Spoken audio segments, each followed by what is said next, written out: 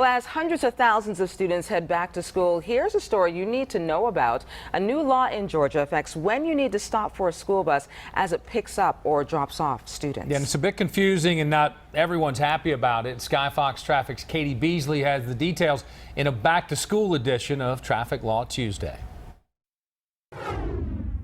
Every year, we remind drivers about the stop arm law in Georgia. This year, though, there's a small change in the law that may make it more confusing for drivers and some say less safe for students. House Bill 978 was a bill to help set up automated speed traps in school zones, but in one paragraph, it also amended the law for drivers passing school buses.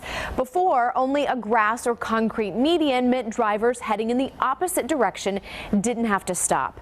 Now, the language has changed to say if there's a turn lane present when a bus is loading or unloading, that opposite traffic no longer has to stop.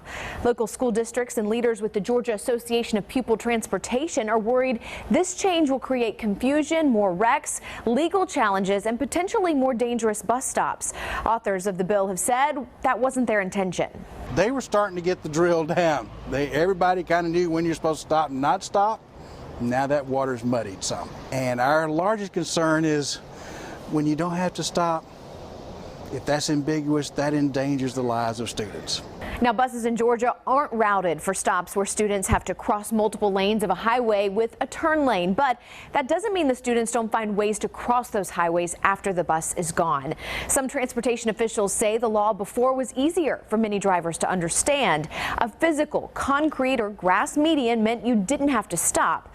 Back in April, the Georgia Association of Pupil Transportation even sent a letter to Governor Nathan Deal asking him not to sign this bill into law and saying it would create unsafe bus stops in our state.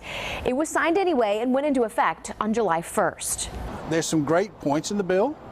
There's some good things within that bill. So I assume, went ahead and signed the bill. So now we'll be urging our legislators to clean that language back up during the next session. The fine for passing a stopped school bus was also changed in the new law. Instead of a threatening $1,000 fine for multiple offenses, the punishment is now capped at $250 instead. So again, what you need to know here, a recap. If there's a concrete or grass median or now a turn lane, drivers traveling in the opposite direction do not have to stop for those buses that are loading and unloading. But it's never a bad idea to slow down, though, around that precious cargo.